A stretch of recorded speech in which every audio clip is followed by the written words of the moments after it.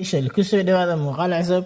Muuqaalkeena maanta waxa uu diiradda noo saaran yahay waa looking for a job, shaqo la raadinayo. Looking for raadin a job, shaqo la raadinayo. Waxaa ku sheekaysan doona Cali iyo sidoo kale managerka Cali oo shaqo raadinaya iyo shirkadu managerkeedu shaqo ka soo raadinaya. Cali Subud wuxuu leeyahay I saw waxaan ka arkay in the newspaper jaraa'idka waxaan jaraa'idka ka arkay that there were inay banaan yihiin buu yiri vacancies jagooyin inay ka banaan yihiin in your company shirkadaada in jagooyin ay ka banaan tahay. So sidaas darteed I want you waxaan kaa rabaa adigu to employ me inaad i shaqaalaysiiso ayaan kaa rabaa.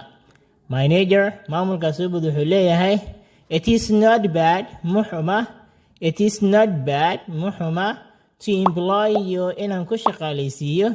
But laakiin what skills maxaa xirfado ah do you have ayaad leedahay adigu. What skills maxaa xirfado do you have ayaad leedahay. I am seller person waxaan ahay nin ganacsada oo wax iibiya. Seller person qofka ganacsada wax iibinaya ayaan buu yiri markaa.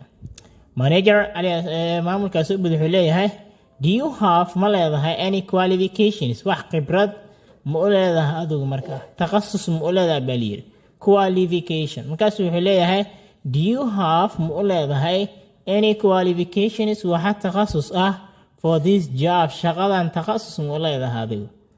Ali Subud wuxuu leeyahay yes I have waan u leeyahay takhasus anigu.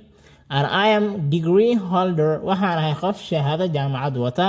I am degree holder waxaan ahay qof shahaado jaamacad sita. And I graduated waxaan ka soo qalin jibiyay from a well-known university jaamacad caan ku ah well-known university jaamacad caan ah of commerce ee ganacsiga jaamacad caan ah ayaan ganacsi ka soo dhimay buu yiri. And I studied waxaan bartay commerce ganacsi ayaan bartay.